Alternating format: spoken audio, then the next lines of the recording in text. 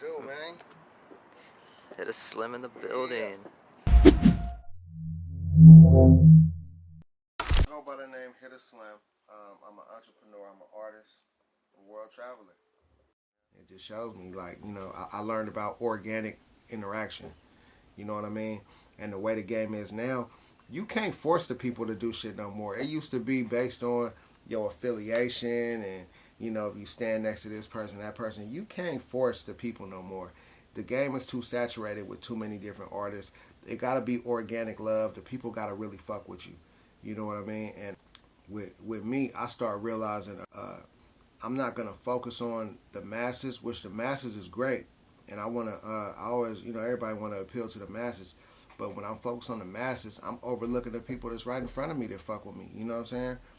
So I started realizing, like, damn, why am I focused on, oh, let me get these millions and multi-millions of views and all this and all that? Because when I'm chasing that, it's spreading me thin. And I'm overlooking the people that's right in front of me like, hey, we love you, we fuck with you. And I start being like, well, let me just dial in on these people that fuck with me. You know what I'm saying? Versus me trying to get my shit on a platform full of people that don't fuck with me. So now it's like, all my shit, I don't even post on other platforms like that. If they post my shit, I'm grateful and I'm thankful. But all my shit I post on my platform because I want to entertain the people that fuck with me. It's like everybody knows it's a lot of tricks out there where you can buy views, buy this, buy that, buy that. But when you stop paying, your shit goes shh. So it's like, it's not sticking. So you better off getting 30 real views and 5 real comments of people that fuck with you. You know, run with that. Build off of that. Because when I tell my homies and stuff like that, it only take 10 people to draw a crowd, bro. Like right now, if you go get, if us right here, you know, it's us in this room, we go get 4 more people outside. If you have 10 people and we go stand out there on the main street and we all put on this, and we out there jumping, having fun, and we playing some music, cars is gonna be stopping to see what's going on. They're gonna want to dial in on what's going on. Even if you in a club, if you got a section and y'all got a bottle and it's 10 of y'all over there and y'all turned the fuck up, everybody in the club is going to, it takes 10 people to draw a crowd. You know what I'm saying? So when you know that and you dial in on that, you just realize, like, bro, work with what you got. You know what I'm saying? I'm dropping too many gems. Let me slow up, man. I think that you love to talk about, you rap about customizing cars. Yeah. If you could build a car from scratch, what are like a couple things that this car needs to have? I love the NT. The motor got a, I mean, well, the motor aside of that, if you're talking about just the details, you know what I'm saying? I love I love the NT. I love the suede. And I love the sound systems, bro. You know what I'm saying? The sound systems and the sways. I like the details. You know what I mean? So it's all about the details, for surely. But it gotta be running. I mean, you know, I'm a big fan of how cars run, how old schools run, because sometimes the paint might not be all that, but it's running. You know what I'm saying? So shout out to car culture, man. They support me a lot. Into old schools at a young age. My first favorite car I had was a Cougar. You know, it was a 6A XR7. You know what I'm saying? It was, you know, I had the vinyl top, immaculate. I had to sell it at the time. He took good care of it, upgraded, did everything he did to it. So I enjoyed watching it. You know, watching it grow. And then from there, you know, I had like a Stang. I had quite a few old schools. But yeah, that was when I first really fell in love with an old school, was when I got my first one. And is there anything in the garage right now that you love driving? Well, you know, I got some things in the works, but right now I got so many people that, you know, I'm involved with that just like me, for me to showcase, help them showcase and put their cars on display. It's like, you know, I realize, like, damn, I really don't have to. So for the most part right now, you know what I'm saying? Because, I mean, I literally get nonstop requests because people are, so many of my folks got so many clean cars that they really want it to be seen. So they really reach out to me like, bro. So I really got like whole songs shouting out my partners. Like, cause they be like, bro, can you put this in? Can you, you know what I'm saying? So, you know, I just enjoy repping for the homies. You know what I'm saying? Mm-hmm. Yeah. You went by LaRue, the hard hitter. Yes, sir. Amassed millions of plays working with artists like Jacka, Keak Da Sneak.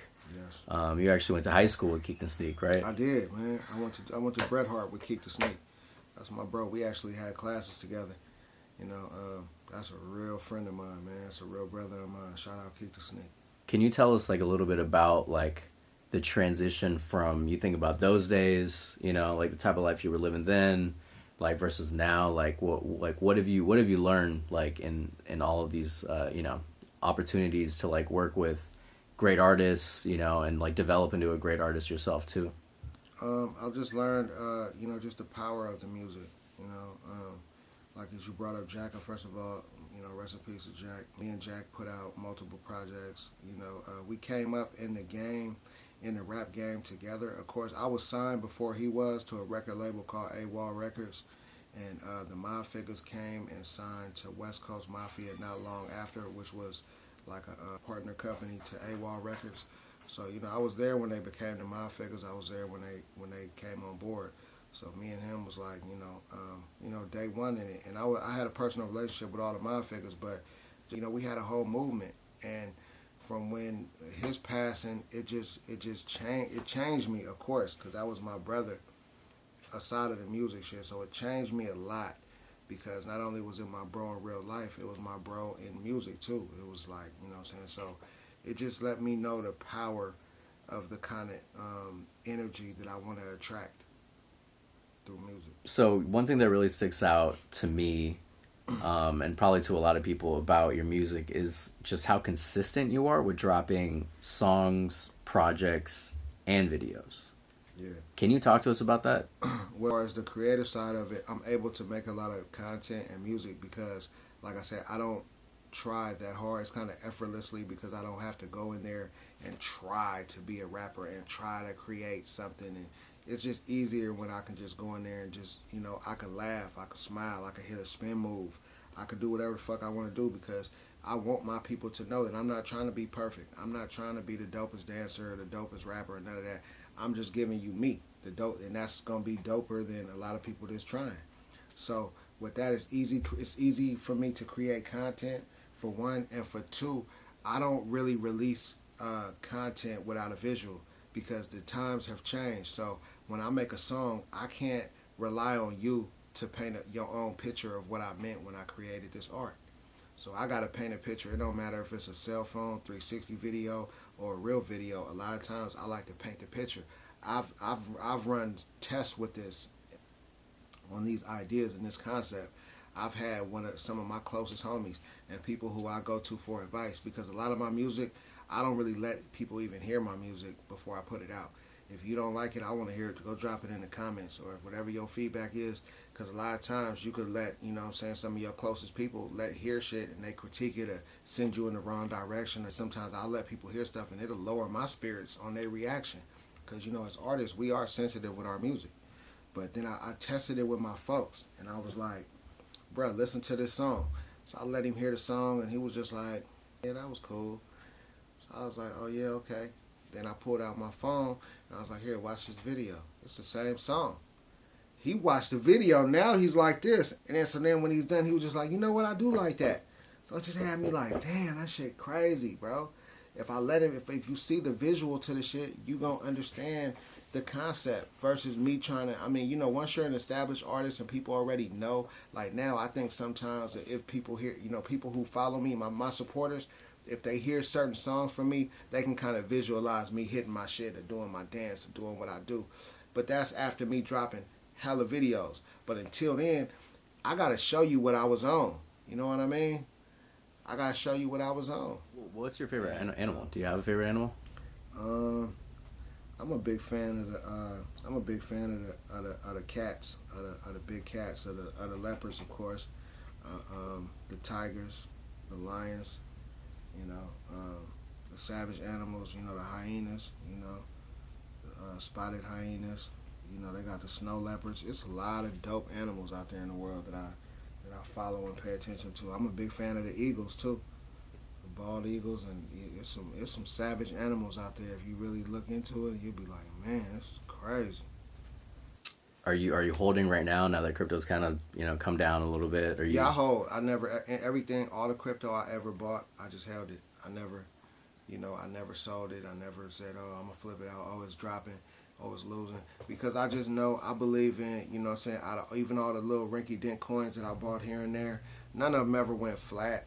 You know what I'm saying? They might drop. I ain't going to front. I'm losing right now if I'm counting it for right now. I'm losing. But then I ain't losing because the numbers I got my coin for back then, I'm still up. But there was times when I was up. You know what I'm saying? And I didn't, you know, but it's all good. I'm not, if you counting it for the moment, I wouldn't suggest getting in crypto or none of that stuff if you looking for a quick flip. It's a long haul. You got to look at it for what's this going to be worth in 10 years, 20 years. If you looking for it, like, you know, a lot of my partners bought coins and it dropped and it was, oh, I'm getting out of here now. And I'm like, bro, you lost. that's how you lose. You know, your music video for Off the Wall, right? Like that's like that the character in there, like that's your profile picture right now. Yeah. Can you tell us like a little bit about that? Like very, like you said, Decentraland, Metaverse inspired. I'm highly inspired by the Metaverse.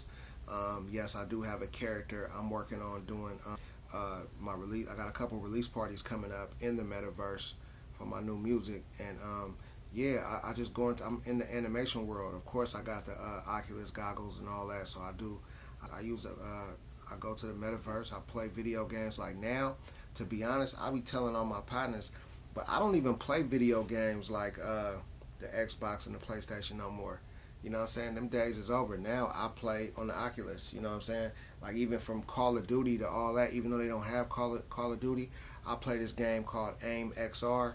And it's a couple other games I rock with. But these is real life games. That's why I respect the Oculus, because, you know, it's not just me sitting there. When I'm playing these shooting games online, I ain't gonna lie, bro. I be tucking and rolling, laying down, playing dead. It's real. It's raw, bro. It's like I'm really gotta use some experience. It's real tactical. So I like a game that I can actually engage with. And that's when I'm having fun. So once I got into that world, bro, it's like me sitting there with a joystick like this, and it ain't fun to me no more. Now you put on them goggles, you set your perimeter. It's like, bro, this Metaverse thing is crazy. You know what I'm saying? On the subject of like your music videos, we were talking off camera a little bit. Jackhammer music video shot at CCM Studios, right? Yes. Yeah, shout out Wayne Hayes. Yeah. Yep, and that video came out dope. You had like basically like I heard on the radio, like it was, you know, like that was a moment, like that was fucking sick, right? How did the dance come with the song and like just like, you know, kind of pushing that? Can you tell us like the story? With the Jackhammer, it was just something that I was already, it was like a move that I was kind of already doing organically, because I feel like anytime when you try to make a dance, it should be kind of cheesy. You know what I'm saying? You got to kind of organically do it and do something that's true to you. So when I was doing a lot of filming, you know, I was into more so expressing the fact that I'm having fun. I want people to know that, hey, he's having fun. So with me doing that, there was like a signature dance that I kept doing. So when I would see people in the traffic, they'd be, man, you know, your dance, the Hitta Slim dance. They didn't have a name for it. I didn't have a name for it. But when I was actually dialing in on it, I got approached about my dance moves so many times from my fans and my supporters that, you know, one day I was just I was on the set of one of my videos, and I was just kind of, I did it, and I was just like, yeah, look, it's a jack, and I named it like it's a jackhammer. We was all on the set laughing and all this, and shout out EJ on the beat. That's my nephew. He do a lot of my production. He sent me a folder, and I was just in there, and I just kind of was like, it just kind of came. I did the Jackhammer song probably in about 10 to 15 minutes, because it was just organic flow. You know what I'm saying? It wasn't like I was trying. So it just made it fun, and it was more of a fun situation. And then the visual side of it, I was at my bro J.O. house, and we were talking about TikTok. And this is before I even got my TikTok going. Right now I have a pretty solid following on TikTok. I get a lot of interaction. But this was my first time ever using TikTok. Just record. So, you know, we just went outside my boy house and I did it. Boom, I did the Jackhammer. I had Jackhammer across the street and all that. Just had laughing, having fun. And then I posted it. First time. You know, like, I ain't never really put nothing out there expressing that I'm having fun and not giving a fuck like that. It's always like you trying to keep an image and trying to be hella cool and all that shit. So this was breaking the barriers of that, because I didn't give a fuck about trying to be cool. I'm about to have some fun and do that shit. So I just said, you know, I remembered the moment when I was about to post it, and I was like, should I do this shit? I was like, what, man, fuck this, bam. And then boom, as soon as I did it, it was like the TikTok started moving, and then I took that and posted it on Instagram. And I posted on my Instagram, like instantly hit like 10,000 views. I was just like, damn. Next thing you know, I started getting videos. So like I remember it was the one homie, of course I can't remember his name, but he sent me a video. He was like off of work. He was like, he hit the hammer. He was like, yeah, Hitta Slim, Jackhammer. Woo, woo, woo. And I said, oh shit. And then next thing I posted that, and next thing you know, it was just like, I was getting like 5-10 videos a day. People all walks of life, all ages, everything. And it just showed me a whole different pocket. Like, I'm not just catering to the tough guys or the square guys or the player. I'm catering to everybody, man. It's just about fun. It's a medium to where nobody's offended, and it's a comfortable pocket for everybody. You know what I mean? I have a lot of fun when I'm recording. You know what I'm saying? I really enjoy this shit. I'm Hitta Slim. You watching Deathless TV. Watch out for all my new projects. Log in and with me on all platforms. Check out my TikTok.